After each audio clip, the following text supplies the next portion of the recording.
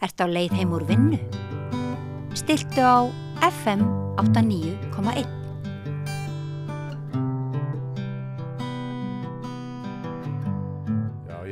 Ef við ekki að byrja á tíðundum dagsins. Það eru óbreyttir vextir Seðlabankans sem var tilkynnt í morgun. Það er reyndar eitthvað sem að allir greinendur höfðu spáð, en þetta er á ársammali þessa vaxtastigs 9,25 er það ekki, sem er að blóðmjólka almenning í landinu. Ég sá þú skrifaði smá pistilum við á Facebookina þína áðan. Hvernig metur þessa stöðu? Af hverju er þetta svona? Ég held að Seðlabankinn sé bara að keyra áfram á einhverju svona hugmyndafræði. Og þeir trúa því að þeir séu að gera rétt, þótt þeir séu að keyra samfélagið svona í kaf. Eða kemur náttúrulega hryllilega við almenning. Allir svona raunvextir húsnæðislána sem er í boði núna sé ekki 7%. Bara stýrivextirnir með raunvext upp á 4% sem að þú getur farið út allan heim. Þú finnur hvergi dæmi það. Er ekki 17% vextir, yfirdráttarvextir. Þannig að það voru kannski 12% raunvextir sem að fólk er að borga. Þeir sem að eru blankir og er að reyna að eiga fyrir bara framfærslu sinni út mánuðin. Og það er ekkert fyrirbrigði sem stendur undir 12% raunvextum. Það stendur sagt svona ekki að landa að gætir að það vera að flytja inn kókaín eða eitthvað, en ég veit ekki hvort það dugi.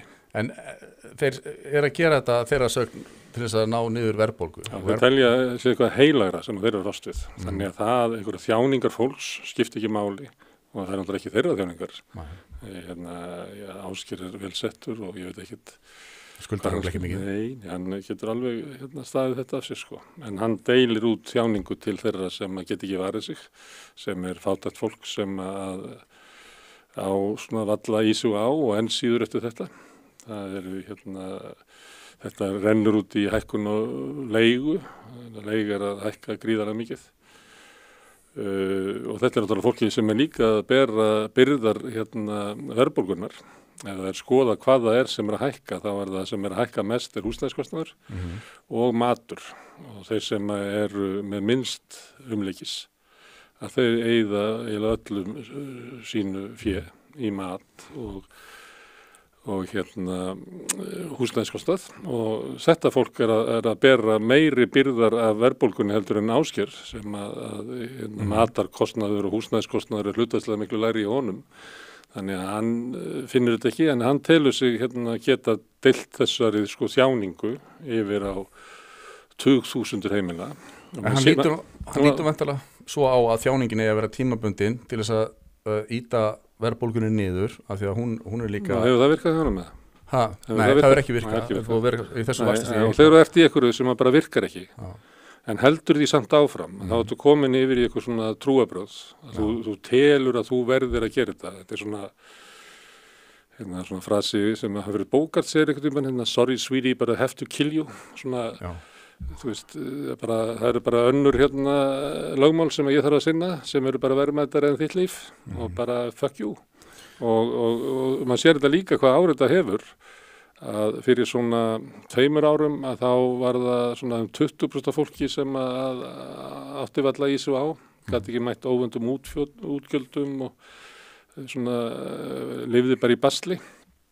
Fyrir tímann í vor var þetta komið upp í 3. og þetta er á leiðinni bara upp. Samkvæmt hvaða mælingum? Þetta er gert, þetta er Hagstofan gerir þetta og Varða hefur líka gert þetta og það eru margir sem að nota þetta. Þetta er svona alþjóðlegir mælingar, áttu fyrir óvæntum útgjöldum sem að ég held að á Íslandi sé svona 80 skall ef að þurrkaröðin bilar eða eyðilegst og líka mat fólks á því hvort að það nái bara endur saman og hvort það er áhyggjur. Það eru komin kannski 3, stefnir líklega í 40% af fólki sem er með afkomukvíða og það er út af ömurlegri efnahagsstjórn. Annars vegar þessari trú Seðlabankans að hann geti náð niður verðbólgu með þessum hætti, en raunverulega er hann ekkert að því sko. Hann er fyrst og fremst að verja auð þeirra sem eiga peningana. Þannig að það er bara búin til svona vél sem flytur peninga frá þeir sem lítið sem ekki eiga. Heldur það sé raunverulega þannig? Hann Ragnar... Það segir þetta ekki á fundum. Nei, ég veit það. En það vita allir og það vita allir að þú veist, ég sitt hérna sem Seðlabankastjóri vegna þess að ég þjóni þessu fólki. Ef ég þjónaði ekki þessu fólki, það væri ykkur annar innan, sko. Að tryggja hagsmuni fjármagnseigenda. Það sem greiningadeildi bankana segja og öll þessi viðskiptablöð og fleira er meir og minna til þess að viðhalda kerfi sem að þjónar þeim sem að eiga og vilja eignast meira. Og þetta þurfum við að hlusta á í fréttunum. Þetta er þessi ríkisstjórn alltaf að tala við greiningadeildir bankana og hverju græða mest á háum vöxtur. Það eru bankanir. Af hverju er þá verið að kynna fyrir okkur sjónarmið bankana eins og þessi eitthvað svona hlutlaus afstaða og auðvitað verðum við að gera þetta þannig, sögðu greiningaraðilar það og markaðsaðilar er fólki sem er að braska með skuldabrif og hlutabrif þau að segja þetta að verðum að herja vexti, já og auðvitað verðum við að gera það, auðvitað er ekki þannig. Við erum bara haft þetta eins og viljum. Og hinum megin er bara Ragnar Þór í VFR, þú veist, með veikumætti og þú kannski á samstöðinu að tala fyrir þessu sjónarmið Vill upp á Skaga.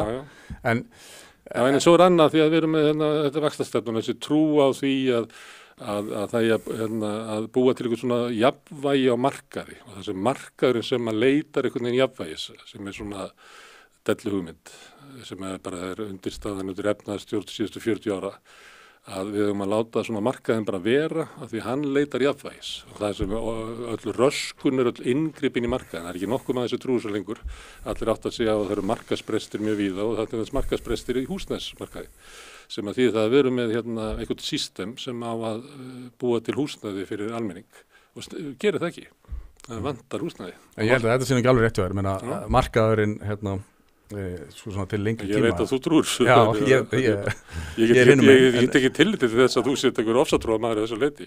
Ég vil bara segja það sem er satt. Já, það er þín skoðun, en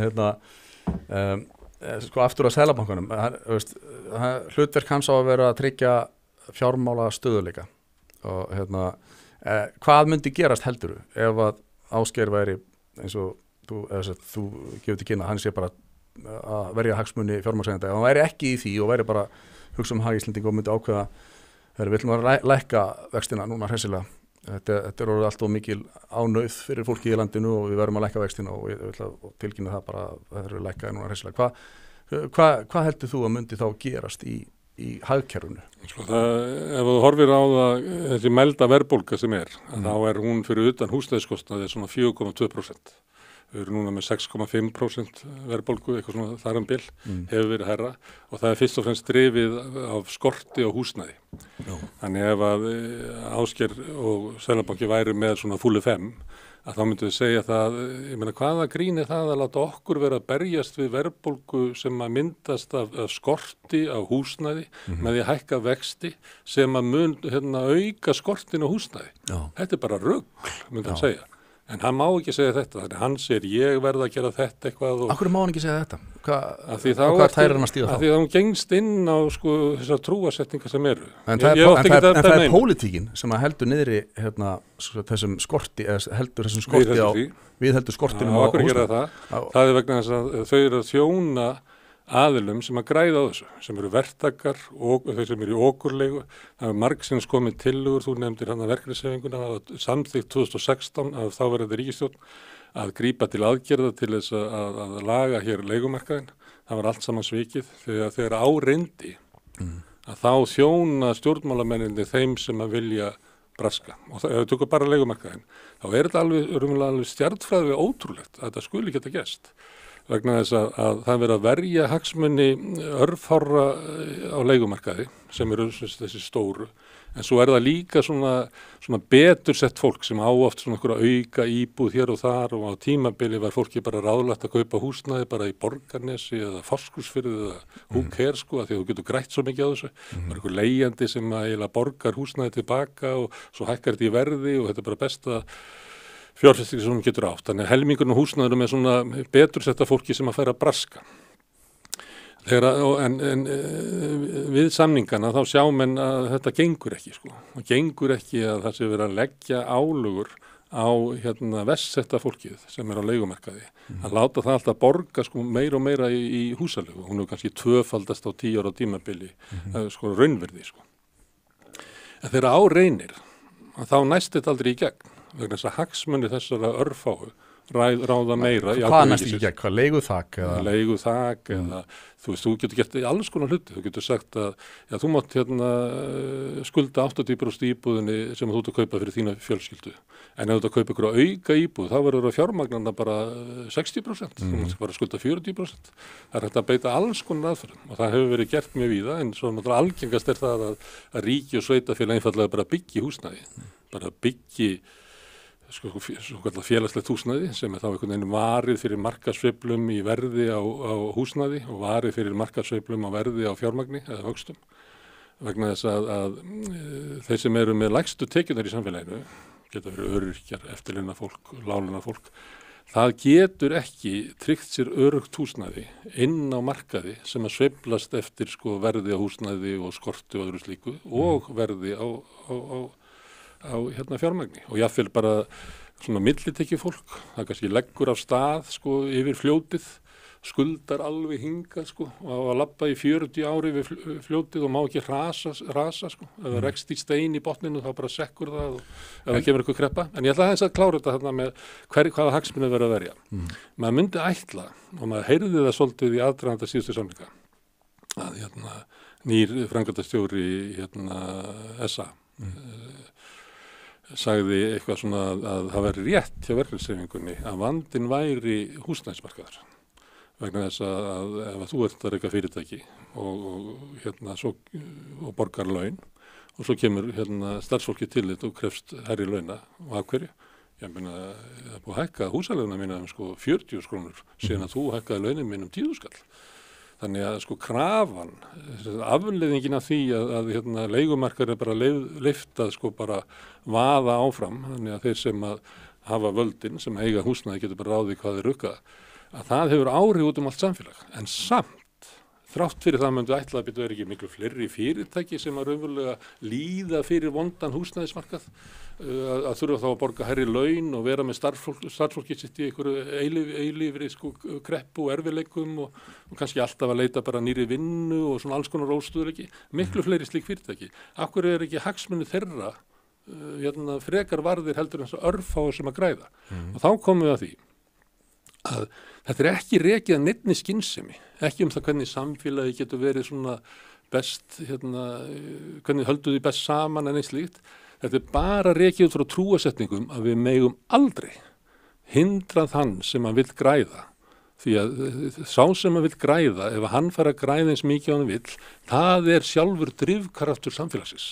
Þannig ef við stoppum okurlegaran á að hækka 50 skall á fátæku ekkjunni, að þá erum við að setja sand í vélina og þá munum við bara sigla hér inn í eitthvað, kannski bara svo Þýskaland eftir Þýskarana, sem er frábær samfélag. En til dæmis leiguþak, myndi það ekki leiða til bara minna frambóðs, þá eru færri sem að geta yfir höfuð leikt út ef að þeir fyrir að standa straum af einhverjum lánum og kostnaði við húsnæði. Það er ekkert sem að bendi til þessa.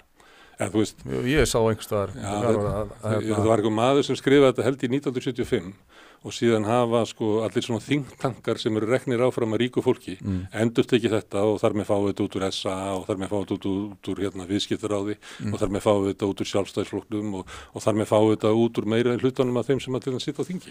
Þeir trúi þessu. Þegar þetta er ég held að hafi verið einhverju svona einu tilfelli þar sem var hægt að sína fram á þetta gerði, en það hafa verið þetta hefur verið notað leiguþak og leigubremsur í Þýskalandi, í Danmörku og Spáni, inn í New York og út allt og þetta er ekki reynslan Þetta er bara ekki reynsla. En þetta er eins og eftir skattakurfunni þannig sem átt að sýna það að því minni skatta sem þú Lafferkurvan. Já, Lafferkurvan, því minni skatta sem þú innheimtir að því auður verður ríkissjóður. Þetta stærst ekki. En samt heldur fólk áfram að halda þessu fram og það tengir þessu ég var að segja áðan. Þetta snýst ekki um raunveruleikann. Þetta snýst bara það hvernig við getum einhvern veginn kastað ykkur inn í umræðuna til að tryggja það að við höfum áfram völd til þess að græða og þannig að ríkisvaldið þjóni ekki almannahagsmunum, heldur þjóni hagsmunum hinnar fáu ríku. En ekki samt, þú veist, það hljóma bara miklu meira skynsamlega að þau þurfa að auka framboð á húsnæði, sem sagt, og byggja meira og liðka fyrir leifum til þess að byggja og það er pólitíkin sem er Sósíalistar hafa lagt það til í að borgin bara fara að byggja. Já, en akkur er borgin, akkur ekki bara leyfa markanum að byggja miklu meira. Borgin á til dæmis bygginga á leigufélag sem heitir Félagsbústaðir og þar út af hækkun á fasteignaverði að þá hefur frá hruni, þá hefur eigið fé þar farið úr því að vera 30% upp í að vera, held ég, slæðir upp í 50%. En borgin, eins og allt annað svona opinbert apparat, er bara illa rekið. Félagsbústaðir voru með eigið fé hlutað upp á 30%, eru núna með næstu í 50%. Þannig að það er ágætis rekstur. Okay. En þar er inni sem að til dæmis eig og þetta dót sem er í Kauphallinni sem á iðnaðar fyrirtæki og fleira. Þau sætta sig við 30% eiginfjárhlutfall og það er ekki bara örugt. Það sama á við til dæmis fasteignafélögin í Kína, það sem alltaf verið að spá einhverju hruni og svona. Þannig að þau settu svona ákveðið mörk á það og það var 30% eiginfjárhlutfall. Við erum með félagsbústaði í Reykjavík sem á að búa til skaffa húsnæði fyrir fátækasta fólki í Reykjavík. Þau hafa raunverulega það sem einhver businesskall myndi kalla fjárfestingagetu sem nemur 20% af eiginfénu. Þú veist að þau myndu bara taka sætta sig við við skulum hafa bara eins og eig og félagar, hafa 30% eiginfé, þá getum við byggt líklega 1500 íbúðir. Bara núna. En þá þyrfti Reykjavík bara samt alltaf að heimila skipulag það sem er ekki bara allt í kringum á dýrustu reitunum í kringum einhverja borgarlínu það sem er verið að þétta og bara rándýr byggja. Deilt út lóðunum eins og var gert bara fyrir til dæmis skömmu síðan. Það var borgin á land og þú býrð í borgin eða býrð í Garðabæði? Nei, þannig að borgin er svona okkar félag og fyrir svona kannski 30 árum svona fyrir R-listan maður litið svo á að þegar var að deila út byggingalandi að þá var þetta eitthvað eign sem við ættum saman og hvernig deilur því út? Við eigum þetta saman og þá var það litið svo á að við bara búið röð fyrstur kemur fyrstur fær og fólk setti sig við þetta og svo er kannski að bíða 3 ár eftir lóð eða eitthvað en það fengu allir bara lóð og þar landi var lóðin ókeypis og það sem hefur verið að selja lóðir núna eins og kannski upp á kannski 18 milljónir eða eitthvað, eða 20 milljónir að það var ekki inn í verðinu þannig að þú gast byggt kannski raðhús, þú gast líka við gáttum verið félagi í löggufélaginu, við verum löggur og byggt löggublokkina og þannig að við gáttum fengið gæðin sem var lóðin það var bara deilt út síðan þegar við komum svona inn í nýfrjálshyggjutímann og það var meiri svo R-listi sem að breytti svo þar sem að sýnir það að nýfrjálshyggjan er ekki bara hægri stefna heldur er það bara svona hugmyndastefna sem allir verða helteknir af að þeir sögðu nei, það gengur ekki að deila þessu út við verðum að bjóða þetta upp því að þetta eru raunveruleg gæði þannig þegar Frosti fekk lóðina þarna fyrir 3 árum þá fekk hann gæði umfram mig sem að var að mæta í röðina núna þannig við verðum að bjóða þetta upp en hvað þýðir það?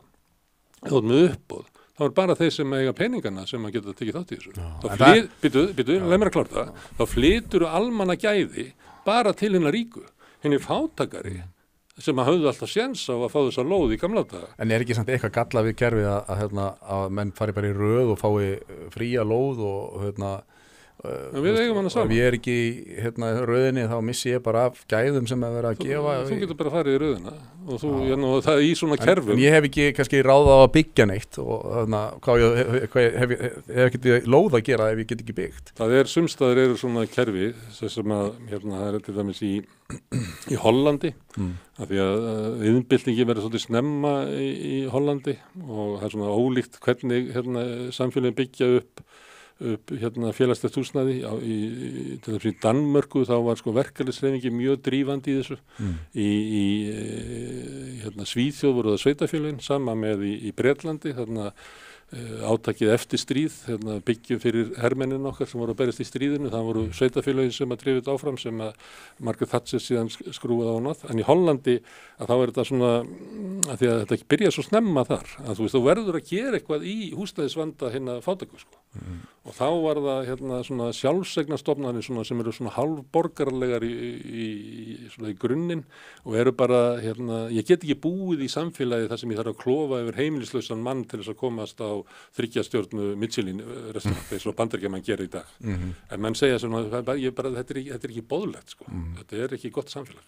Þannig að það var búin til svona sjálfseignarstofnanir sem að eiga núna alveg ógrynni af húsnæði í Hollandi. Og síðast þegar ég var að skoða þetta svona fyrir kannski 5-6 árum, að þá var svona 7 ára biðtími. Og þá það þegar þú verður 18, þá skráir þig.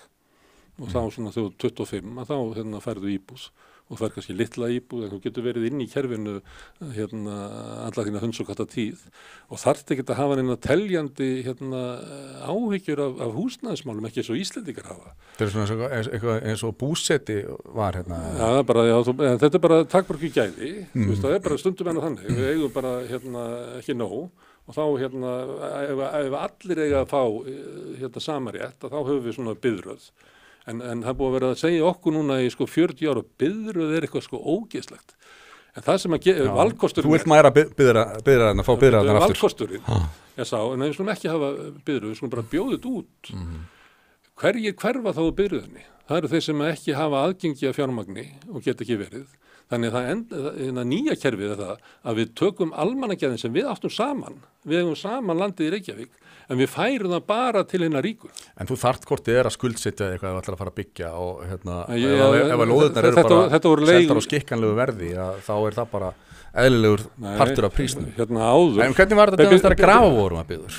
Það var vel lukkað og er það ekki minnkaði þrýstinginn á sínum tíma og gerði húsnæðismarkaðinn í allir Reykjavík svona viðráðanlegri fyrir venjulegt fólk. En í Grafarvogi eru síðustu verkefnabústaðnir byggðir. Ég þekki fólk sem ólst upp í þeim. Það er alls konar byggð í Grafarvogi. Það er alls konar byggð í Grafarvogi. Já, en ég bara taka dæmi að því ég held að þetta sé síðasta hverfi þar sem var raunverulega verkefnabústaðir. Og ég þekki fólk sem bjóð þar og hefur lýst fyrir mér hvað það var stórkostlegt þegar þau fengu íbúðin útlöndar. En þetta sem ég er að tala um í Hollandi eru leiguíbúðir. Og það er bara ákvörðun samfélagsins. Eigum við að hafa húsnæðismál bara þjáningu og áhyggjur fyrir almenning eða eigum við að losa okkur við það? Það er mjög milljónaverkefnið, þú veist ekki það kannski, sem að Svíar stóðu í byrjuðu á 7. áratugnum að skipuleggja, að byggja 1 milljón íbúðir og þá var markmiðið að við verðum að eyða húsnæðiseklunni út úr samfélaginu. Og það sem að eldri Svíar segja manni frá þessu, að þeir segja þegar þetta var búið, þá var eins og var alltaf þögn í samfélaginu. Þannig að þú veist, erfiðleikarnir og við að ná endum saman og ótti fólks og flutningarnir á milli hverfið, það var allt í einu bara púf, hvarf þetta. Þetta er stóra máli í líf okkar allra. Auðvitað eigum við að horfa á það, hvernig ætlum við að láta það vera það, við ætlum að láta húsnæðismál ekki verða neinu issue í íslensku samfélagi. En er það ekki bara aðalatrið að vera með lága vexti eins og í löndunum í kringum okkur, að þar er húsnæði ekki vandamál fyrir Dani og Svía sem að geta keypt sér húsnæði fyrir 3-falt eða 5-falt lægra verð heldur en við gerum hér á Íslandi. Og það er samt bara í svona kapitalísku markaðskerfi. Ef við ætlum að stýra þessu með vöxtunum, þá er þú að leggja til þess að hann stýra vöxtunum, þannig að verði bara lágir vextir til þess að tryggja að allir fái jafn háa vexti. Já, ég veit ekki alveg hvernig það er. Ég myndi ekki meila með því. Af því að þetta er að sömuleyti þetta samspil margra þátta. Það sem ég fyrst og fremst áhuga á er húsnæðismál svona þriðjungsins sem á í mestum erfiðleikum með að lifa af. Já, við mætum því með félagslegu húsnæði og Reykjavíkurborg stendur sér best í því. Já, það er, ég held að ná ekki eins og 5%. Félagslegi hlutin í íslenskum húsnæðismarkaði er bara eitthvað 5%.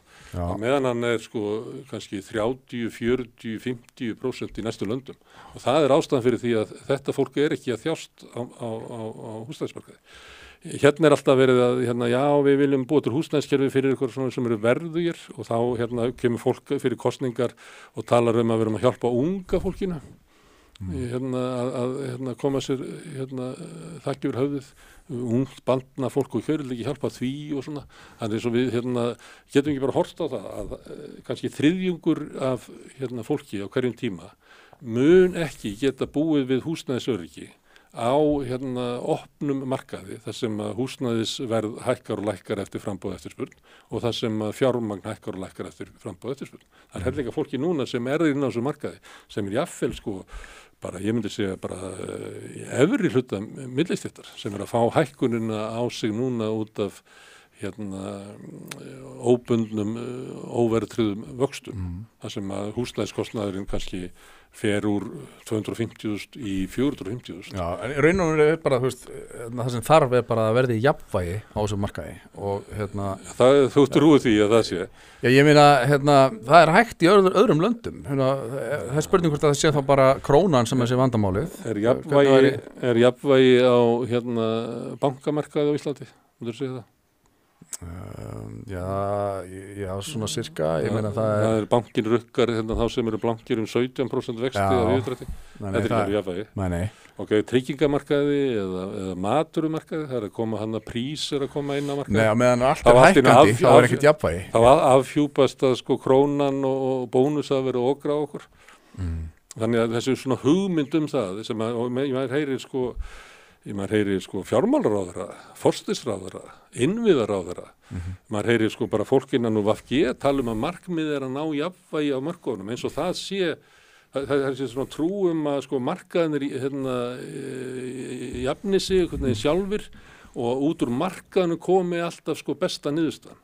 En ég er bara að segja þér núna að það hefur hvergi gerst í mannkynssögunni að 1/3 sem hefur það verst með lægstu tekjurnar hefur getað búið við húsnæðisöryggi á svona markaði. Það var alltaf verið það er alls konar aðgerðir sem hafa verið gert. Sveitarfélögin hafa byggt, sjálfseignarstofnanir, verkalýðsfélögin. Það er til dæmis, það er hærra hlutfall séreignar í Noregi heldur en á hinum Norðurlöndunum og er líkt því sem að var hér en séreignar hlutfallið er að hrynja vegna þess að það á ekkert venjulegt fólk efni á að keppa við braskarana húsnæði í dag. Það er bara einu sem geta keypt þetta er þeir sem ætla að leigja þetta út og láta bara svína einhver aðra til þess að borga þetta fyrir sig. Það er einu, eða þeir sem hafa aðgengi að fjármagni og öðru slíku svona venjulegt fólk það búið að ýta því út af venjulegu húsnæði. En akkur er séreignar hlutfallið svona hátt en þó í Noregi? Hvernig gera þeir þetta? Það getur sagt, já, þetta er bara menningarlegt að þeir vilja bara eiga sitt og einhvern veginn byggt á einhverju svona kannski, og við viljum það helst líka hér. Það var hugmyndin en það er ekki að sjá að í stefnunni stefna frá 2004 hefur verið leigustefna að búa til var ekki 70 eða var það fóruð upp í 80% af nýju húsnæði í fyrra sem að fór í hendur sem áttu fleiri en eina eign fyrir. Já, það er ekki góð stefna. Og svo mátti ekki ræða það. Það var sagt, já, er þetta ekki bara foreldrar að hjálpa börnunum, það er bara allt notað. En væri þú hlindur auknu séreignar hlutfalli að allir Íslendingar getur átt sitt? Já, við sósíalistar lögum það til að búa til lánasjóðs eins og var íbúðalánasjóður og fólk getur bara ráðið í hvort það myndi leigja eða kaupa og það væri bara aðeins dýrar að kaupa, það var eins og búseturétturinn. En þú getur átt eins og í verkamannabústofunum að það var kerfi þar sem þú keyptir inn í það og þú borgaðir og það var lægra verð heldur en annars staðar og þú fyrst lægri vext heldur en annars staðar. En þegar þú seldir, þá máttur ekki selja á almennu markaði, ekki fyrir en að Davíð Oddsson bjóð til right to sell, þannig að máttur selja út úr kerfinu. En þá seldur það bara inn og fékkst bara það sem þú hafði borgað inn, bara eins og það hefði verið með þetta á vöxtum. Og þannig kerfi, ég skoða þetta fór mjög stutt til New York í síðasta ári og þar var ég að skoða svona félög og þar voru svona upp á 1950-1960 bara töluvert á það er kallað hvað er ekki kallað Union City sem er í Lower East Side stórar svona múrsteinslitaðar blokkir fólk sem hefur verið að ferðast þannig að tekið eftir þetta var allt saman, sama system og var í verkefnabústónum hérna svona bara félagslegar íbúðir og þú keyptir á Manhattan og svo komu þeir með þetta í New York stjórnin að leyfa fólki að leysa þetta upp og selja þetta á almenna markaði og þú getur ímyndað íbúðir sem voru selda kannski 1960 og þú selur það svo árið 1990 á Manhattan að fólk gæti bara kassað inn 40 milljónum á íbúð eða eitthvað slags og þetta bara margar að þessum samþykkt þetta en það eru 3 blokkir saman upp við Penn Station þar sem að fólk sagði nei, við gerum það ekki og það er gaman að labba þar af því að þú sér að íbúðanir hafa elst og eitthvað fleira og það sem áður hafði verið sameiginleg leikskólar og dvalarheimili fyrir börn voru núna komið svona dvalarheimili fyrir aldraðra og þannig svolítið karakterinn á þessu hefur breyst en þetta fólk sagði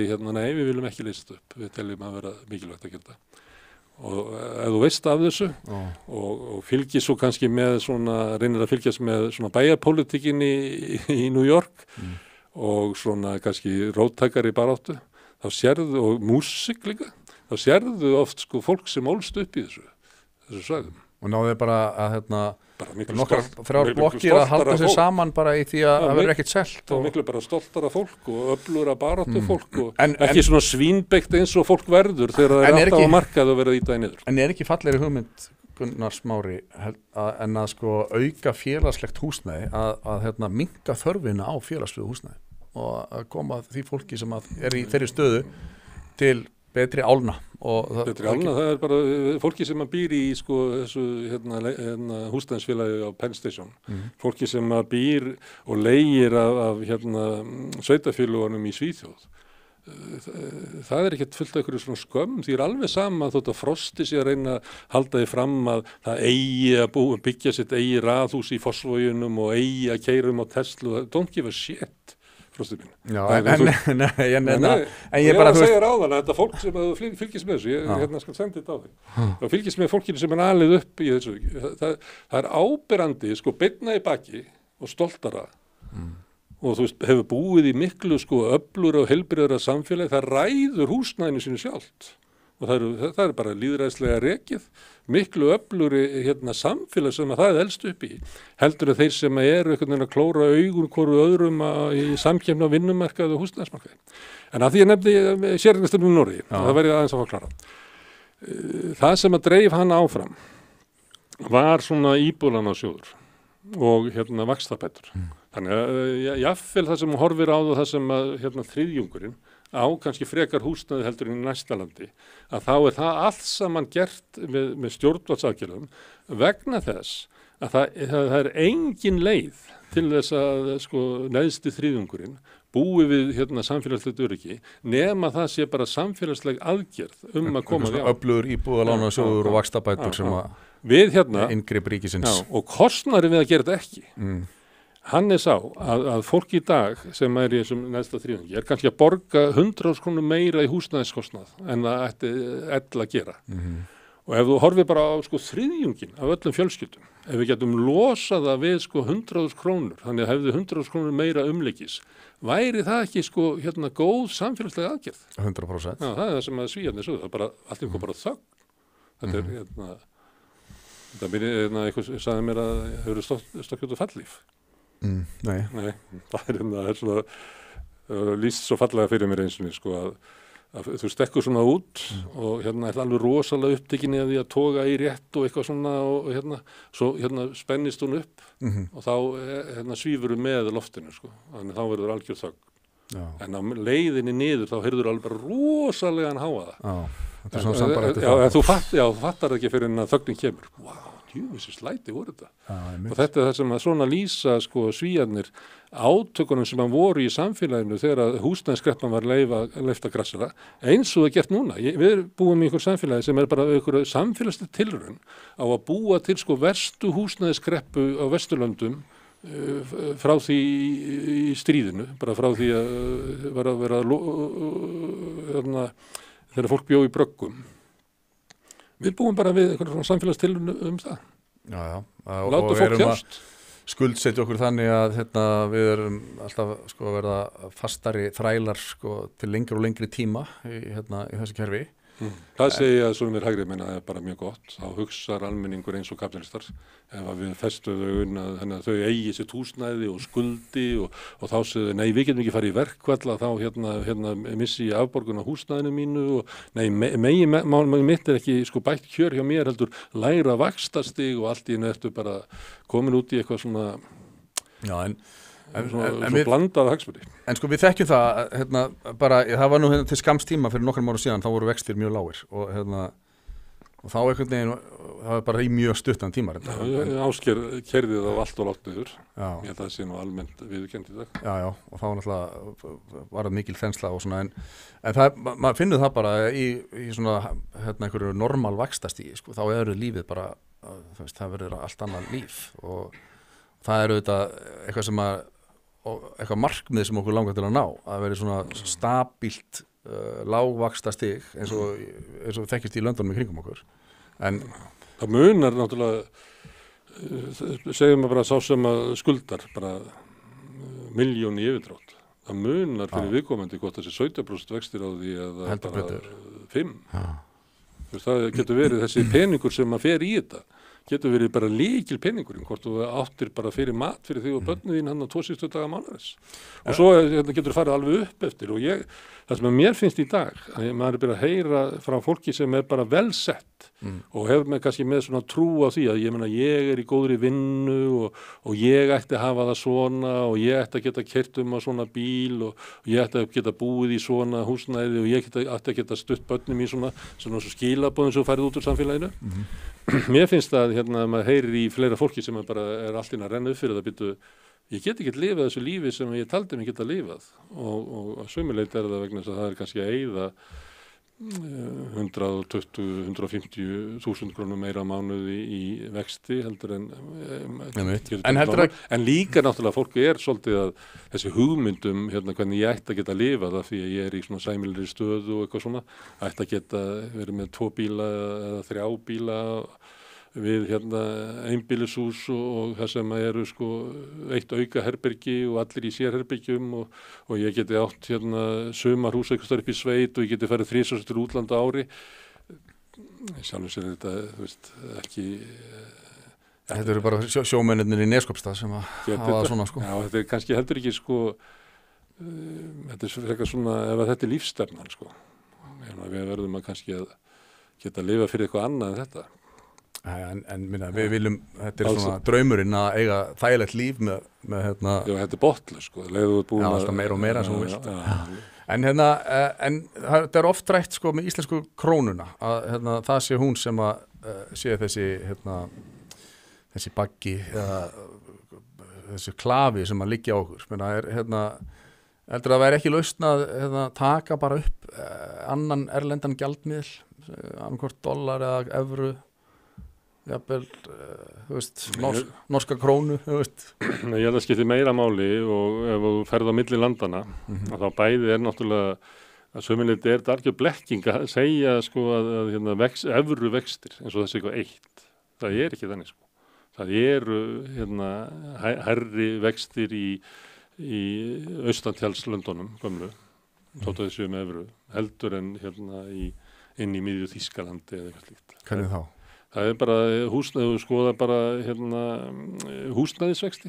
Þú getur bara farið og googlað vefsíðu banka og eitthvað. En vextir á fjármagninu sem að þú ert að fá lánað? Ja, það bara hærra í Slóvakíu heldur en í Þýskalandi, það þannig. Og það bara lygi í þeim sem að reyna að sannfæra okkur að við að taka upp evru að það sé svona eitt tæknilegt tricks sem að veldur í það sé. En fyrsta lagi það.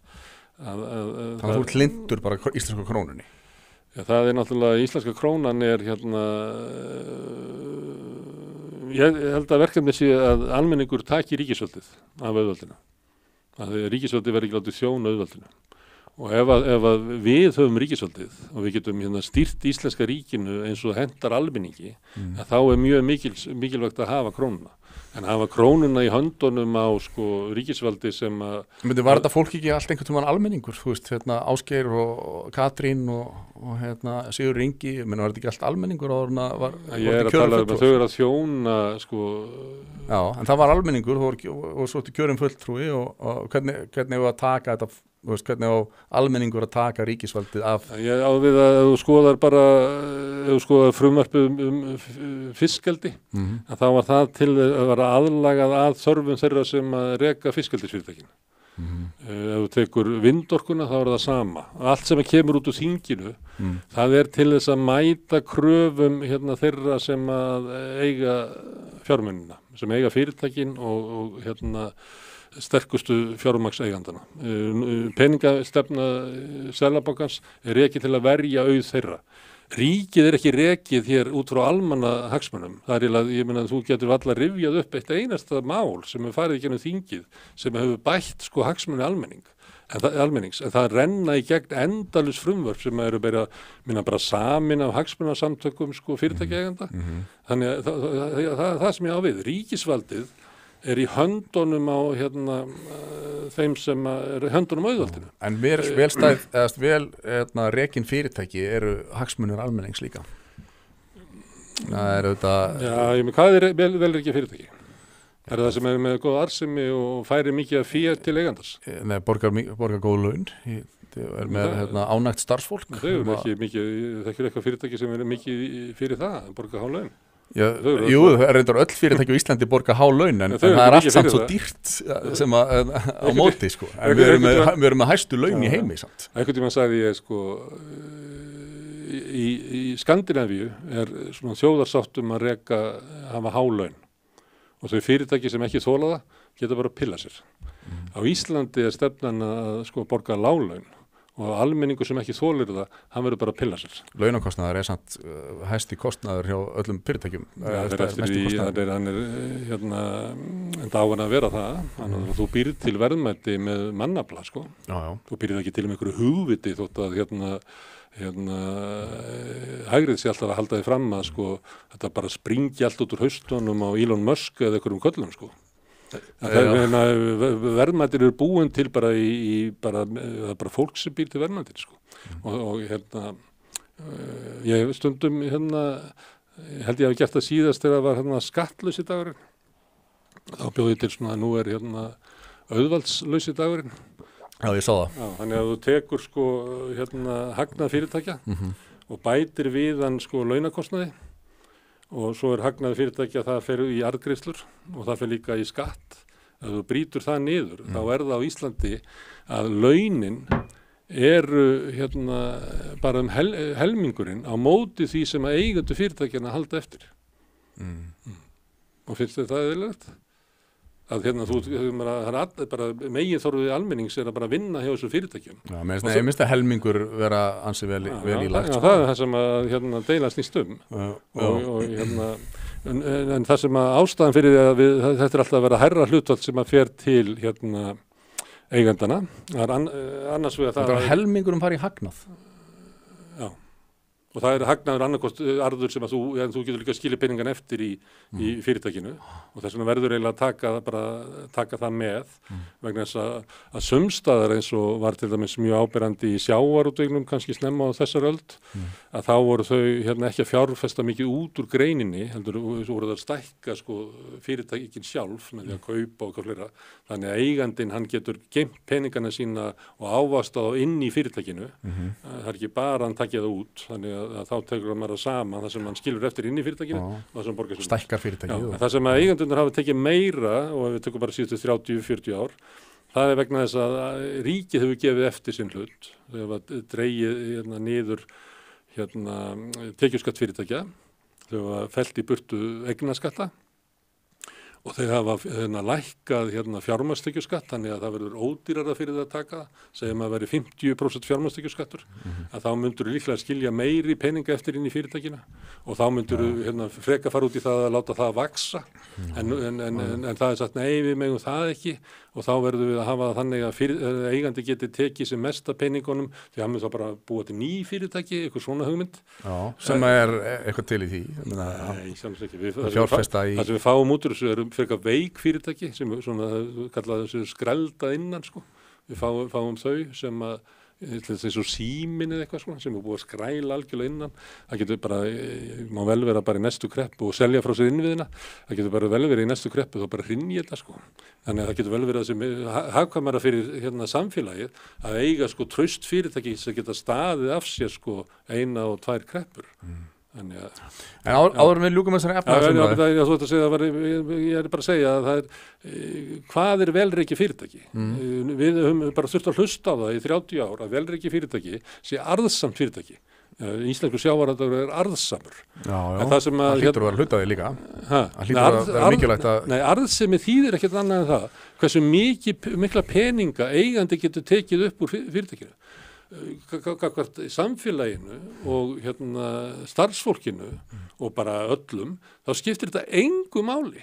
Þú veist, eigandi farið með eitthvað peninga með sér heim, það bara skiptir engu máli. Nei, en meiri arðsemi þýðir meiri geta til þess að hækka laun og svo. Nei, það er minni, af því hann tekur því meiri peninga sem hann tekur út úr fyrirtækinu, því minni geta til þess að borga hærri laun. Já, þá ert að gefa þér að hann vil alltaf taka endalaust út úr fyrirtækinu. Það er nú bara þannig. Það er bara þannig. Já. Nema eins og ég var að benda það sem dæmi það sem að þú færð bara ekki meiri ávöxtun í öðrum geirum af því að það var svo svívirðilega ávöxtun inn í sko að taka kannski samherja í kringum einhvern einn togara og byggja upp fyrirtæki hér og erlendis og hvað fleira. Það var svo bara gríðarlega arðsemi í þeirri uppbyggingu að það var ekki verið að borga sér allt of mikinn arð. En það sem er komið svona jafnvægi í þetta að þá bara byrja eigendunir að taka út og það er bara mannlegt og eðlilegt. En þetta er system sem að við höfum bæði búið til með því að aðlaga skattakerfið þannig að þjóni hagsmunum þeirra sem ætla að taka peninga út úr fyrirtækjum. Þó svo að það sé ekki langt frá því gefið að það séu bestu fyrirtækin, það bara er alls ekki þannig. Það eru líklega miklu betri fyrirtæki sem tekið minna út úr og hafa eitthvað svona seglu til þess að standa af sér einhverja tíma eða geta verið með inn í sér einhverja þróun. Núna erum við farin að borga sko rannsóknir og þróun fyrir fyrirtækin. Þetta átti ekki að vera þannig að þetta var í höndunum á fólki sem var svo miklu frumkvölar og þau voru að nota fyrirtæki til þess að þróa vöruna, búa til allra bestu vöru akkur er verið að sækja þetta til skattgreiðenda.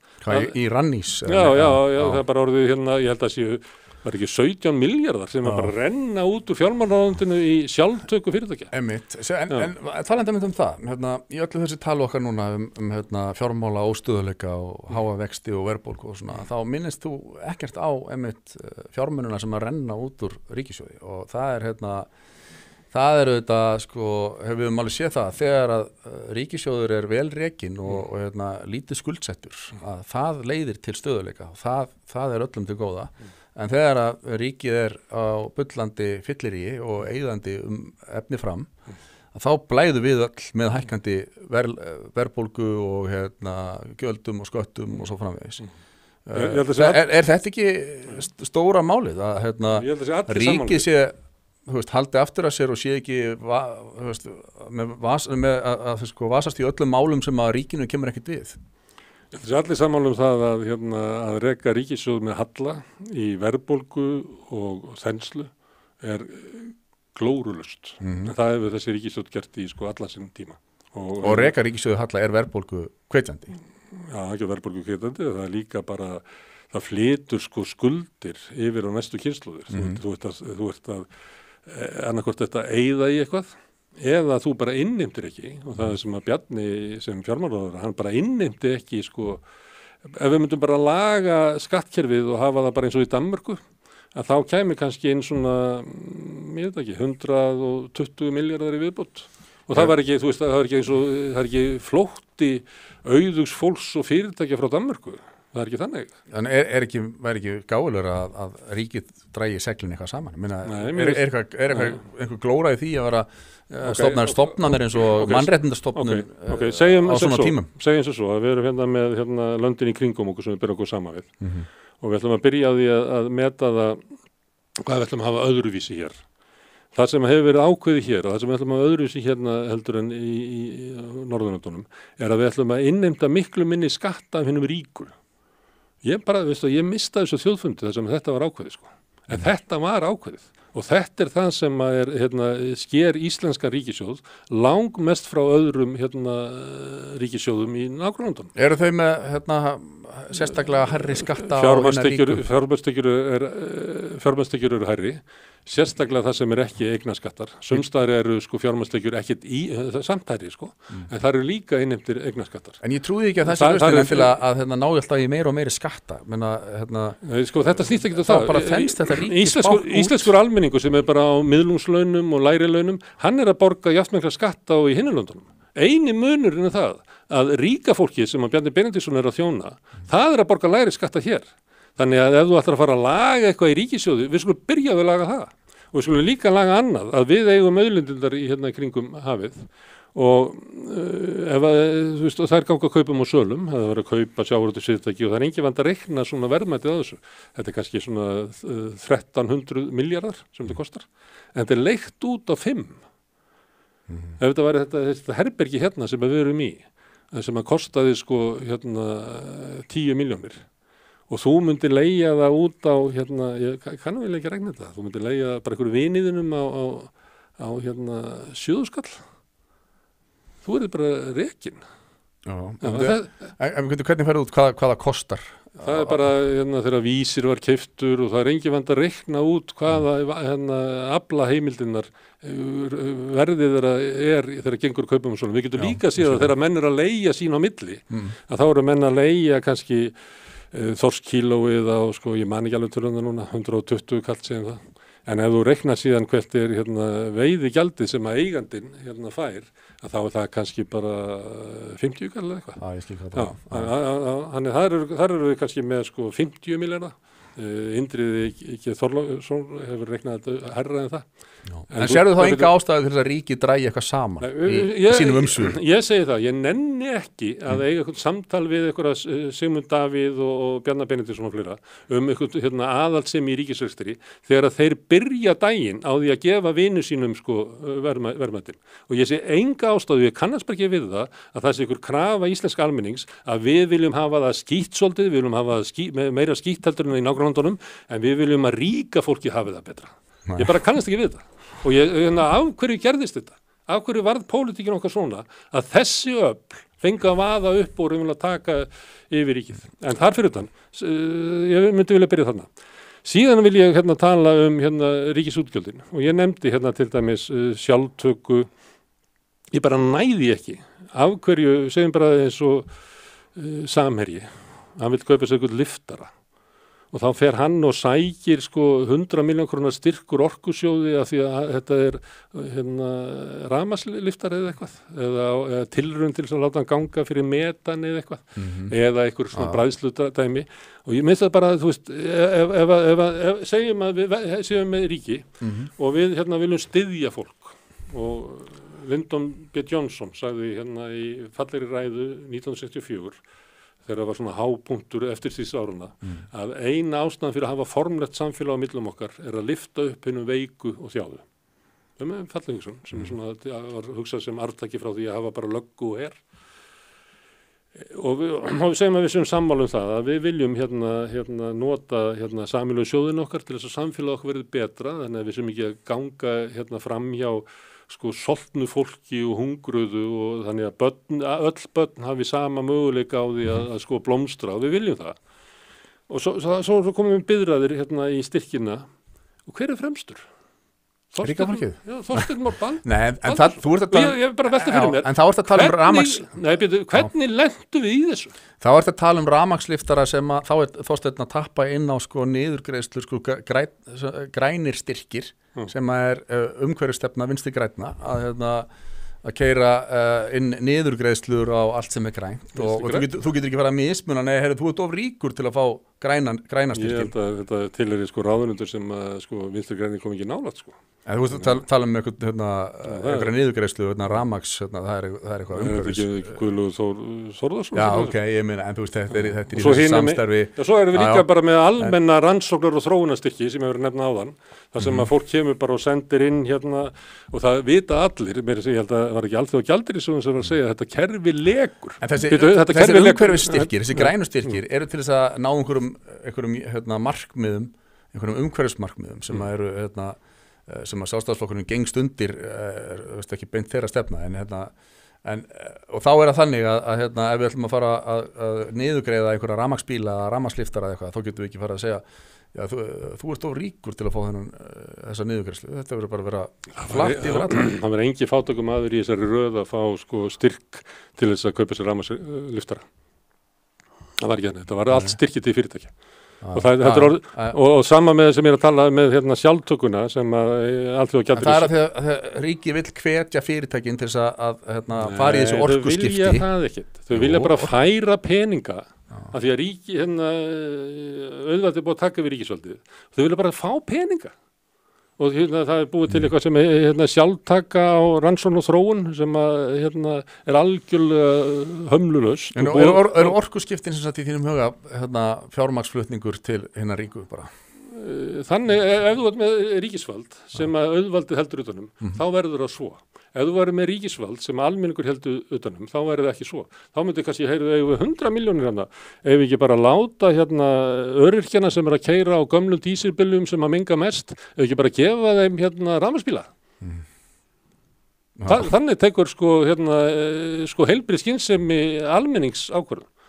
En það er búið til eitthvað að, þú veist, að við sem að vinna einhverjum orkuskiptum og við, öryrkinn, hann getur ekki unnið því hann er svo heimskur og vitlaus og fátækafólki getur það ekki. Er ekki Þorsteinn Már sem að geta eitthvað reddað orkuskiptunum ef við ekki að láta hann fá svolítið pening til þess? Þetta er bara orðið eitthvað svona gaggalagú hugsun sem er hérna. Og ef við ímyndum okkur, svona Sovétríkin 1980, þá held ég að allir sem unnu í öllum sem ráðum og að deila út einhverjum peningum og svona, enginn þeirra hafði raunverulega trú á því að kerfið virkaði. Þannig að það sá það bara að það gerði það ekki. En það var enginn sem hafði kjarkinn eða getuna til þess að segja það, heyrðu strákar, þetta er algjör steypa. Og það kerfið sem var ekki að virka þar var sósíalismi? Nei, það var það sem að eftir byltinguna að þá tóku bolsjevikar upp nokkur atriði. Þau tóku upp stríðskapitalismann sem hafði þróast fyrir heimsstyrjöldinni sem var áætlunarbúskapur. Hann er rekinn í Rússland í dag. Þetta er ekkert, kemur sósíalismi ekki neitt við. Kommunismi og áætlunarbúskapur, helst hendi hönd. Nei. Og það gerir það víst. Nei, bara fólk leggi fram eftir þörfum og fái eftir þessum við þurfa. Það er kommunismi. Já. Og heldur að það geti virkað? Ég ætla ekki að skammast í þessum mönnum sem að fengu bara rússneska ríkisvaldi upp í hendunar og rússneska ríkið og báru ábyrgð á því að þeir taka upp þetta kerfi sem að það voru miklu víðar heldur en í Rússlandi, það menn höfðu bara trú á því eftir fyrir heimsstyrjöldina að þetta væri bara öflugt kerfi að reka svona áætlunarbúskap og að sömuleyti var auður margra ríkja byggður upp á svona áætlunar búskap ríkisins að þekkt dæmi til dæmis Japan eftir stríð og þá voru það að setja reglur í útlánum að þú máttir lána 7,5% af útlánagetuðinni í húsnæði, 3,6% í stáliðnað, 2,3% í bílaðiðnað og þannig var svona nation building, það var verið að byggja upp iðnað með svona áætlunarbúskap og Ertu þú að meina að kommunismi í sjálfu sér, það sem að allir fá það sem þeir þurfa, það geti alveg gengið bara ef áætlunarbúskapurinn hafi ekki verið inn í þessu? Já, þú getur notað áætlunarbúskap eins og öll ríki hafa gert í byggja upp atvinnustarfsemi. Við gerðum það. Sjávarútvegur var byggður upp af svona ákvörðunum ríkisins og þú ert kannski ungu til að muna eftir skutúarabyltingunni og átakinni að byggja frystihúsin og það var að búið til svona system til þess að ýta undir þetta og það er ekkert að þessu í sjálfu sér. Það sem að var kannski harmsagan hjá Stalín og félagum var það að þetta virkaði ógeðslega vel í iðnbyltingunni og á meðan það var kreppa á Vesturlöndum að þá voru Sovétríkin í stjórnlausu blússi og þar með höfðu trú á því að það var hægt að ná halda utanum hluti með svona aðferðum. En uppbygging iðnvera svona tiltölulega einföld en dreifing og framleiðsla á nauðsynjavörum og matvörum miklu flóknara og þar hentar miklu betur að hafa markað sem að eins og hefur alltaf verið, það var miðöldum voru bændamarkaðir og fólk notaði markað til þess að skipta á vörum löngu áður en auðvaldið reyndi að telja fólki trúum að það væri markaður. Þannig að mistök í Sovétríkjunum tengist frekar því að velgengnin við að nota áætlunarbúskap við iðnvæðinguna lét kerfið, Sovétið, hafa trú á að nota sömu aðferðir við matvælaframleiðslu og svona dagvöru og nauðsynjavörur og þegar það kom í ljós að það virkaði ekki að þá var kerfið orðið svo svona inngróið í spillingu og svona eins og gerist bara í fyrirtækjum og félögum og fleira látin sem hafi ekki svona endurnýjunarkraft að þau gátu ekki endurnýjast og það var ég að vitna í áðan að jafnvel þegar 1980 ímyndugu það að menn áttu sig alveg að þetta virkar ekki en það var enginn sem hafði kjarkinn til að segja það vegna þess að þú yrðir ekki seðlabankastjóri ef þú myndir segja það og ég bara að benda það, við erum í nákvæmlega samanstæði núna. Við erum í kerfi sem augljóslega virkar ekki, það húsnæðis kerfi sem bara augljóslega virkaði, við erum með vaxtastefnur sem augljóslega virkaði ekki, en samt láta allir, þetta þurfum við að hlusta á ríkisútvarpi, flytja ykkur fréttir, eins og þetta sé eðlilegt í staðan fyrir bara að setja bara svona hlátur undir fund Seðlabankan svona eins og það gert í svona lélugum grínmyndum frá miðri síðustu öld. Já, ég er allavega sammálaður þessu, þetta er ekki að virka, það er kerfið sem er hvort núna, en ég er samt ekki vissum, ef ég skilði rétt, þá heyrist mér á þér að þú tellir þig verið búin að áttað á hvernig þú getur látið kommunism að virka.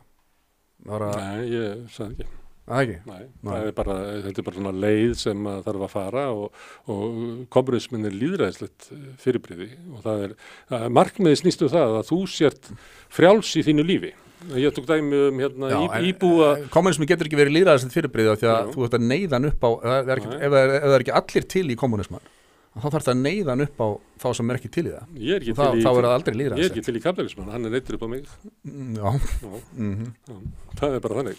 Það er bara lýðræðislegt að þú bara býrð einhver staðar þar sem fjöldin hefur komist ekkur niðurstöðu og þú bara sættið við það. En þú mátt alveg halda áfram að berjast eins og ég geri og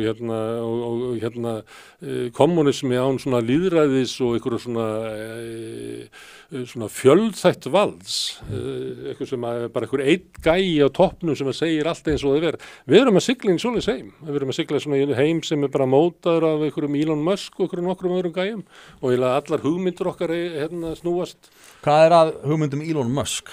Og til dæmis Steve Jobs voru það ekki verðmæti sem að þessir gaurar eru að skapa sem svona framleiðendur. Já, það má vel vera en bara ég tók Elon Musk sem dæmi vegna þess að hann er að hafa skoðanir á samfélagsmálum og virðist það var svona ofmetnast á því að hann gat búið til eitthvað rafmagnsbíl og gert svona samning við bandarísku ríkisstjórnina að fjármagna þróun á einhverjum geimskullum, svona einkavæðing. Hann er að hafa þá skoðun á samfélagsmálum að málfrelsið eigi undir högg að sækja og við getum förum aðeins út í það núna.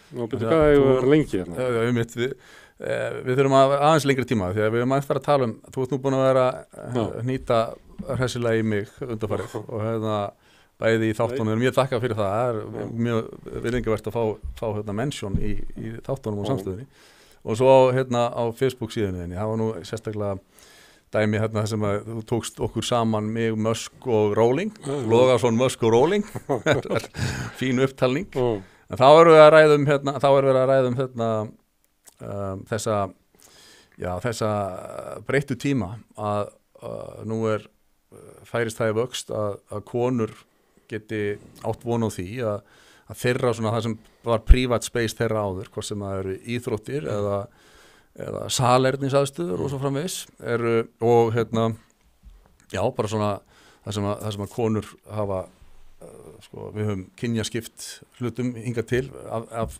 góðri ástæðu, að það er bara breytast með þeim hætti að þar geta farið að komin manneskjur sem eru sko líffræðilegir karlmenn og og í þessari umræðu kringum ólympíuleikana þá tók ég smá snúning á þessu hér og þú lést mig heyra það.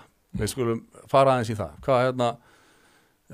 Hvað er það sem sagt, þú vilt meina að ég og Musk séum með einhverja áráttu til þess að skilgreina annað fólk? Ég meina það með þessa bokskonu frá Alsír. Já, í Mein Khalif. Já, sem að samkvæmt því sem að maður kemst næst að þegar hún fæddist að þá var hún fæðingarvotturinn stendur að fæddist stúlka. Já. Hún var alin upp sem stúlka og síðan kona og fjölskyldan hennar lítur á hana sem stúlku. Já, en það hefur komið í ljós að það er óumdeilt að viðkomandi er með XY-litninga sem er skilgreiningin á og það er þess vegna sem þú horfir á hana, þá hún er með svona karlmannleg karakter, svona einkenni, líkaminn er karlmannlega byggður og svona og það er ekki tilvíðun að hún er líka með XY-litninga. Eins og sumarkonur. Já, þessi er með XY-litninga samt. Eins og sumarkonur. Já, og það er auðvitað intersex, komið í ljós á sennilega er þessi manneskja með þessa intersex heilkenni. En hún er ekki transkona, nei, hún er bara verið skilgreind sem stúlka. Og kona, alla sína hundsokata tíð.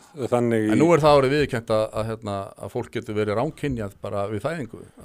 En þegar svona transumræðan byrjaði, og það er ekki svo langt síðan, að þá kemur fólk fram og segir, ég vil skilgreina mitt kyn, Frosti. Og mér finnst alltaf að hlusta á það. En mér fannst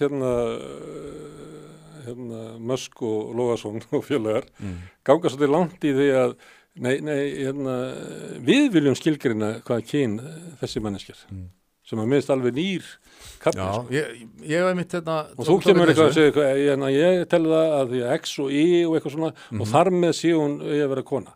Já, sko, og ég efast vald þitt til að gera það. Já, en það er eitt sem sagt kynvitund, þetta er nýtt fyrirbæri tiltrúlega, að kynvitund sé eitt og síðan er líffræðilegt kyn annað.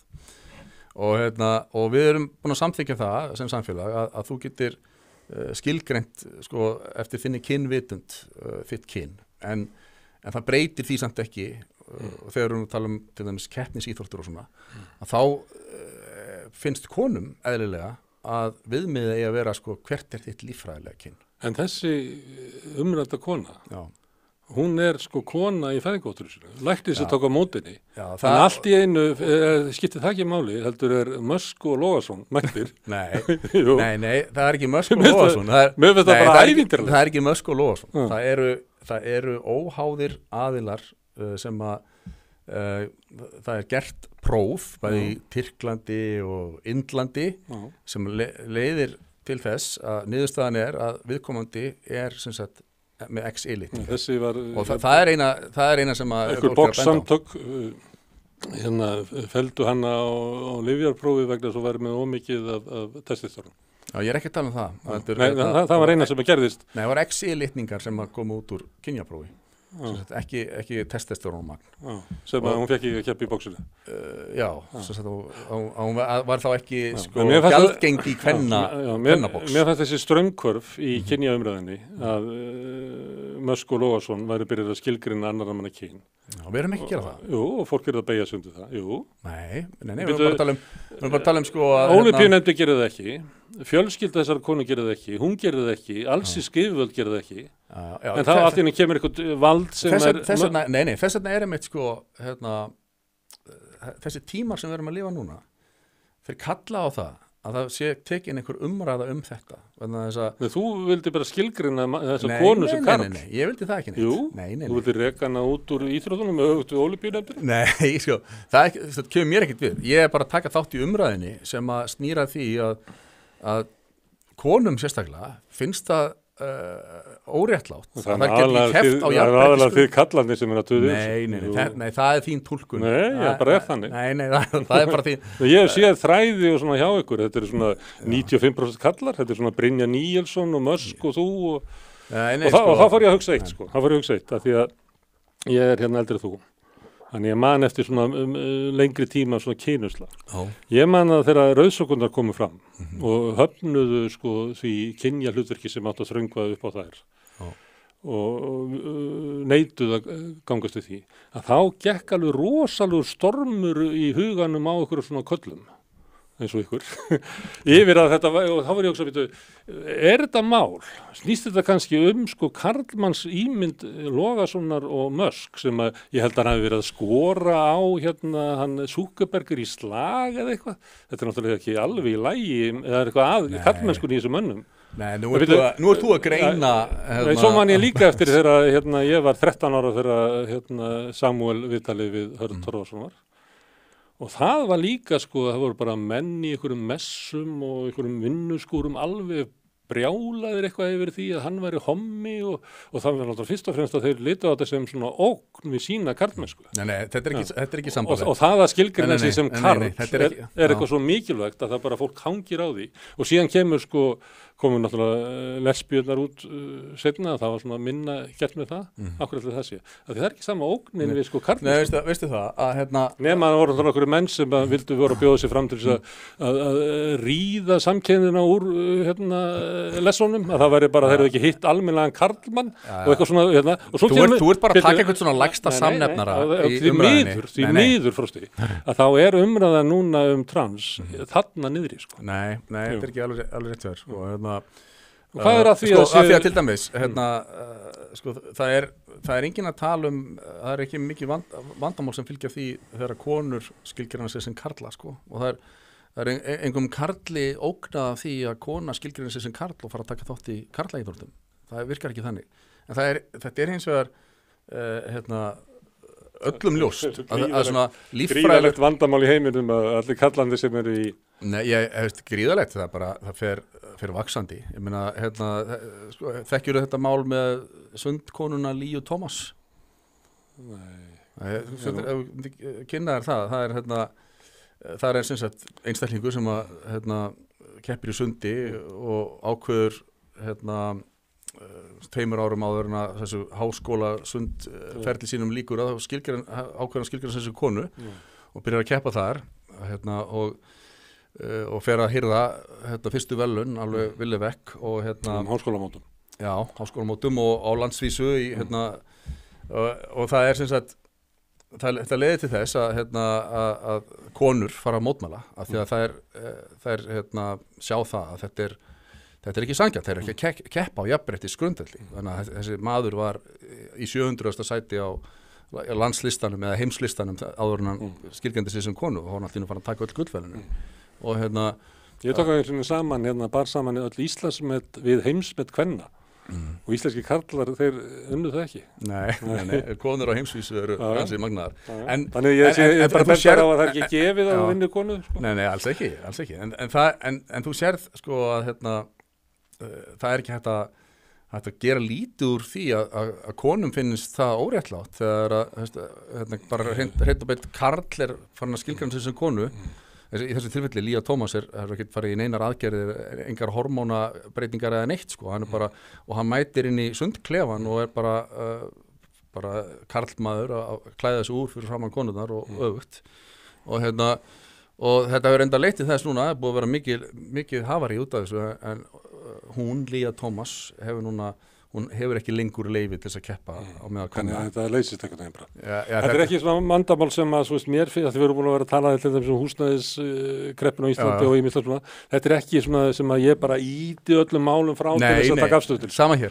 Já, þetta er ekki stóra máli. En fólk nennir ekki að hafa skoðun á þessu. Fólk nennir ekki að hafa skoðun á þessu af því að það nennir ekki að standa í sko því að fá yfir sig svona árásurum og sért einhver svona sokkur og eins og þú kallaði mig bara stytting á drullu sokkur sko, sem að og fá á sig yfir sko, alls konar fúkirði sko að það er þess vegna sem fólk nennir ekki hafa skoðun á þessu. Það er engin skortur á mönnum sem er að halda þessu fram sem þú ert að gera Frosti, út allan heim og svo það er líka sem að veldur því að það er alltaf verið að dreifa til manns einhverju svona fréttum af einhverju sem í Kanada átt að gera þetta svo ef maður nennir því að þá er í sko oftar en ekki er þetta bara einhver þvæla eins og gerðist hérna með allsísku boxkonuna að fyrst var byrjað að tala eins og hún væri sko transkona og svo komur náttúrulega ljós og svo var ekki. Já. Og það sem ég veldi líka segja... Þetta er aðeins flóknara mála þegar við erum að tala um intersex einstakling. Það sem ég var að skrifa að þessi kona hefði á öllum menningarstigum okkar verið skilgreind sem kona. Þannig að menningarlega er hún bara kona.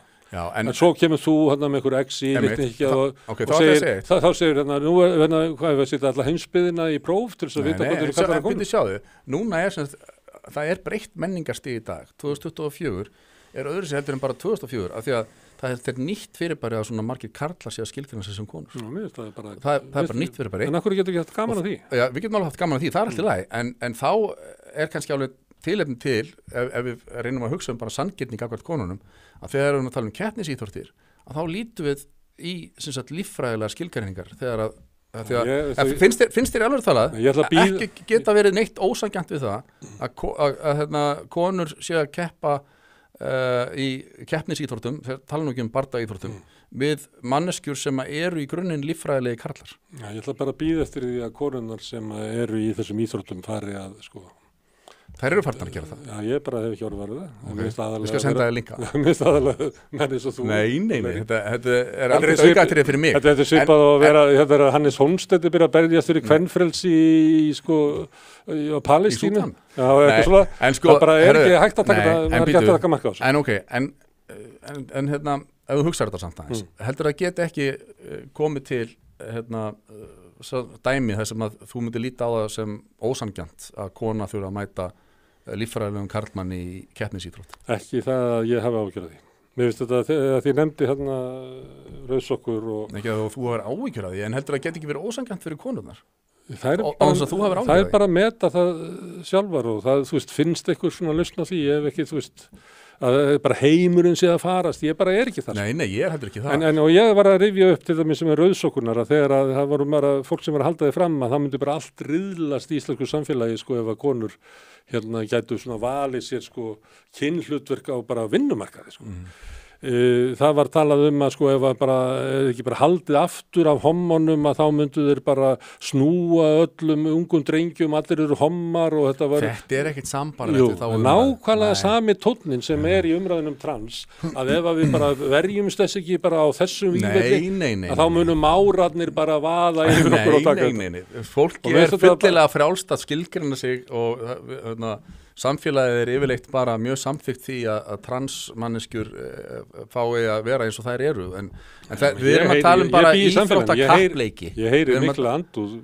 gagnvart transfólki og svona mikla ógn og svona bara svona fuss hvaða nú þetta. Já, ekki á meðal frjálshyggju sinnaðara frelsis sinnaðara einstaklinga.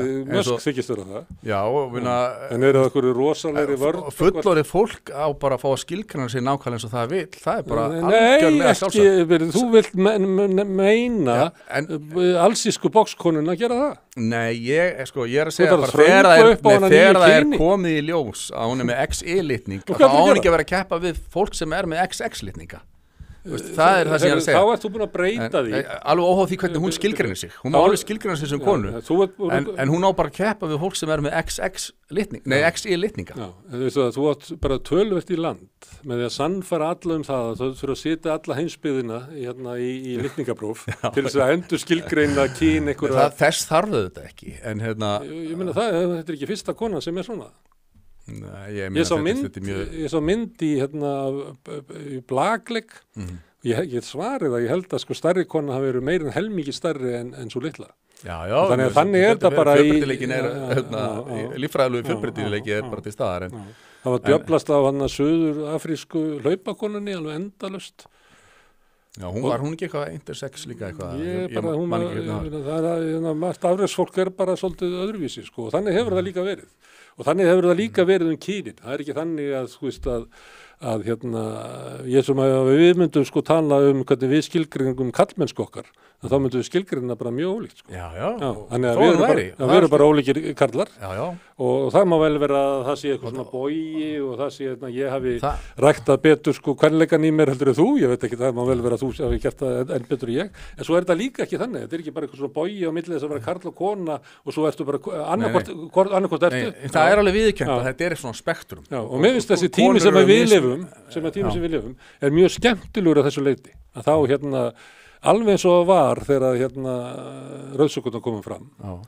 Að þá þurfti maður svolítið aðeins að hugsa sinn gang. Já. Ég man að þegar mamma fór í kvennaverkvallið, maður ekki 75, það er 74, 75. Og þá var það bara, hvað verður okkur, sko, eitthvað svona tilfinning. Já. Og það var bara, bara jákvætt og gott. Og svo þegar, hommandi fór að koma fram, ég man að fyrst vissi maður alltaf hvað það var og vissi ekki hvort maður ætti að vera hræddu við þetta og svo, kannski svona hommandi sem er eiginlega minni kynslóð, sko, og kannski, svona minni kynslóð. Þeir eru svolítið áberandi í skemmtanalífinu og þá bara áttar maður svo að því þetta voru skemmtilegustu mennir í bænum. Já, við munum það báðir, við munum báðir eftir tímanum. Ég stóð enginn ógnað þessum mönnum, sko. Nei, við munum báðir þá tíma þegar það var fólk bara hrætt við homo, sko. Ég held að Mösk og Frostason að njóta þessa tíma þessi svona smá kynusli í gangi og kannski að endur skoða bara til dæmis að ringja í Mösk og segja honum að þetta vera að bjóða Zuckerberg í slag. Það er ekki í lagi. Eða var það Bezos sem ekki? Nei, það var ekki... Það var Bezos? Nei, það var Zuckerberg og Musk og það var grínsamt, sko. En það er því að Zuckerberg byrjaði að æfa MMA og svona. En eins og ég segi, sko, það er enginn að mótmæla því að þetta sé svona spektrum og það var alltaf verið til, sko, kallalegar konur og konulegir kallar og það er bara hitt besta mál, að sjálfsögðu. En það er margt í þessu sem er alveg verðt að skoða eins og þú veist, það er núna í Bretlandi búið að vera mikil gerjun í þessum transmálum varandi, það er klínik sem heitir Tavistock, sko, það tala Tavistock skandalinn sem er búin að reikna mörg ár og þar hefur bara verið að fara allt og geist í að, sko, í þessum meðhöndlunum, sko, transbarna, að það hefur komið í ljós að það var bara ekki farið eftir, sko, nægilega góðum heilbrigðisstöðlum og þeim börnum sem komu þar inn var öllum ýtt á hormónablokkara af því að það var talið að hormónablokkarar væru sko besta lausnin til þess að gefa fólki tíma og ráðrúm til að hugsa en það kemur í ljós að allir sem fóru á hormónablokkarana enduðu síðan á endanum í sko alvöru sko transmeðferð og þetta gaf engum tíma til að hugsa, þetta ýtti fólki fyrir lengra út í... Mörg mistök sem hafa verið gerð inn í heilbrigðiskerfinu og ég var mikið til þess að mæla því bót, sko. Það var eins og var geðlæknir hérna inn á geðdeildinni í Borgarspítalanum þegar hún var og það var eiginlega bara allir sem voru settir í raflóst þannig að við bara rosa trú á því. Ég veit það, en þess að ég að segja, sko, því að þegar þú talar sko, ég er svo framsækin, ég man sko þegar rauðsóknirnar skilur og homarnir og svona og núna ert þú bara afturhald og íhjald, en ég er svo framsækin en ég fagnar þessu öllu. Ég sagði ekki framsækin. En það þarf samt að, nei, þú sagðir ekki með berum orðum, en þú ert að segja það. Nei, ég er að segja, af hverju í staðin fyrir að vera, sko, með þessa hugmyndum ógn, af hverju má ekki að horfa á þennan tíma sem bara, þú veist, jákvæðan og góðan? Já, þetta er jákvæður góðu tími, en velferð barna er okkar allra... Já, við erum ekki að brjóta henni hérna á Íslandi, það? Já, mjög, sko, málið er nefnilega það, að það kemur í ljós að barna og unglinga, eða sem sagt, transteimið á Landspítalanum, sem er barna og unglinga getið Landspítalans, hefur verið að fylgja guidelines, eða svona, megin línum frá stofnun eða samtökum sem ég gleymi alltaf hvað heitir núna WPATH, já og það er bara var að koma í ljós í miklum gagnarleika og það eru samtök sem er að falla inn í sig út af því að það voru bara skottulækningar í raun og veru í gangi en ekki hér. Jú, við fylgdum þeim. Já, við fylgdum þeim að máli. Þú ert að draga ályktanir, þú ert að segja sko, að það voru guidelines sem að transteimu Íslandi fylgdi en kannski ekki einvörðungu eða eitthvað leys, en síðan er ykkur aðrir sem að fylgdu þessu voru með ykkur skottulækningar. Nei, það kemur ljós að guidelinein frá sko, WPATH voru bara megin gölluð. Og við fylgdum þeim guidelinum. Það er þetta með þess að hormónablokkar. Við veitum samt ekki alveg hversu það var gert í... Nei, það er enda líka vantar alveg umræðan það. Sko. Þetta er svo svipað umræð og ég stiði frelsisbaráttu Palestínumana og stiður þá hryðjuverkin 7. október? Nei, ég get ekki. Nei. Nei, þetta er bara alltaf verið að reyna að veiða fólk inn í eitthvað svona vitleysu. Nei, ég er að segja bara, ég er ekkert að segja að þú styðjir eitthvað, en svo það er meiri umræð eitt sem er áhugavert. Þegar ég er með einhver umræð þetta hér og fæ séðan glósur frá þér eða eiturpillur fyrir, að þá er ég bara að reyna að segja, það þarf að ræða þetta, skilur. Eitt sem er mjög skemmtilegt í sambandi við transmál. Og þetta er sko, kom með þetta, hún Þorgerður kynjafræðingur eins og til mín og hún var að velta því upp og hafði verið að gera eitthvað rannsóknir á því að raunverulega höfðu sko lagalegar réttarbætur transfólks komið miklu hraðara heldur en átti sér stað í baráttu samkynhneigðra. Já. Og þá er það að lagalegu réttarbætunar eru náttúrulega ekki allt og því að það er líka að vera svona samfélagsleg sátt og bara samfélagið þarf að melta þetta og síðasti hommahattarinn sko, hann er kannski ekki búin að jafna sig ennþá, en þú veist það tekur svolítið tíma og það var sagt Ró versus Wade að það hefði verið of stórt stökk sem Hæstiréttur tók þá og þá voru lögfræðingar sem voru með svona varúrorð að þegar þú tekur svona stórt lagalegt stökk þá getur orðið til svona andstaða sem að endanum þá missur sér þannig að betra að fá réttindi svona hægt og bítandi. En ef þú myndir taka sko réttindi samkynhneigðra þá eru þau mjög svona hægt og bítandi við ég man ekki hvað, staðfest sambúð og svona leið 8 eða 9 eða 10 ár þannig til að var svo bara gifting, var svona jafnstaða gagnvart því að mega ættleiða og erfa og þetta bara tók mjög langa tíma. En ýmis mál kynrænt sjálfræði og eitthvað fleira var svolítið sko, kemur miklu hraðar og maður gæti alveg haldið fram að þetta hafi verið kannski út frá ríkisstjórnar þáttöku VG verið svolítið ítt í gegn í kaupum vegna þess að svo auðvelt að eiga viðskipti við Bjarna Benediktsson þessi mál, menn þess að auðveldi þarf ekki að borga fyrir þetta, en þú veist við viljum eiga húsnæðismarkaðinn og við viljum eiga þetta allt saman, og kynrænt sjálfræði þú veit alveg eiga það kostar ekki krónur sko. Og mannréttindastofnun þau fá það og hún var svolítið að velta því fyrir sér sko, að þessi svona þessi meiri átök í samfélaginu trans heldur samkynhneigð sé meðal annars út af þessu hraða og þá er kannski tilægin ekki endilega að fara hægar en bara við verum að vita það eru svona meiri átök í samfélaginu þetta og þar að leiðandi meiri hætta á einhverju svona fólk bara hafni þessu og að því að fólki var eiginlega ekki gefið svona færi á því að bara það er góð, ég held að þessi góða punktur á Þorgerði og ég held líka að þessi mjög varasamt að þetta að stimpla fólk svo mikið sko, fyrir eitthvað transhatur þegar það er með einhverja spurningar varðandi þessi mál. Af því að þetta er að gerast mjög hratt og það er ljóst að á einhverjum sviðum er verið að fara of geist bara verið að gera mistök í þessum meðferðum barna virðist vera. Þannig að það er fullkomlega eðlilegt að einhverja spurningar séu á lofti og þessi mál séu rætt án þess að þessi dregnir eru oft haturstimplar sko.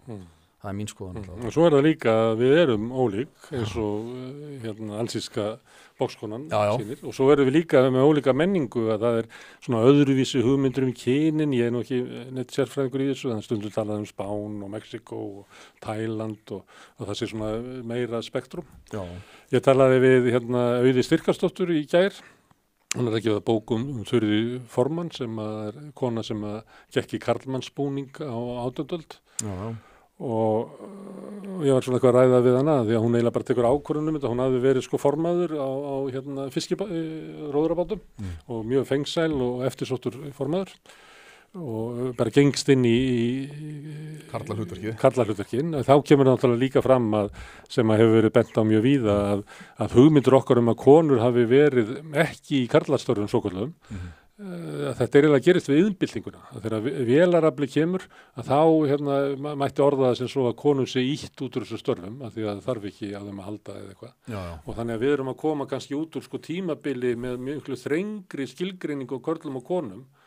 Það sé það sem er sérstakt, ekki það að þessi skilgreining á körlum og konum hafi alltaf verið svona þröng og svo var ég að spyrja hana þetta sko, hvernig hefur brugðist við henni og eitthvað fleira og hvernig hugmyndur okkar kyn hafi verið allt öðruvísi þá og þá svona, ég held að það hefur bara verið opnara þá heldur en nú. Og þá var hann að bara baðstofunni og þá lá fólk sko tvennt saman upp í fletum og það hefði bara verið, já, bara þótt að við hefum eitthvað svona heimildur það, það er ekki verið svona rætt það, en við hefum heldur sáralitlar heimildur til dæmis hversdagsmat, af því að hann þótti bara ekki fréttnæmur. Að fólk hafa bara verið með minna fastmótaðar hugmyndir kynin og svona. Já, hún var að því, mér finnst það svona, að ég hef ekki þá þekkingu að draga það áleitun, þannig að mér var svolítið hissa og hún sagði það, að við værum þröngsýnni í dag varðandi kyn og hvað það væri stórt svigrum sem þú hefðir í að skilgreina kynið þitt. Heldur en að hafi verið áður. Það kann vel að vera. Herðum, en hérna... Við ættum kannski að tala meira kyn.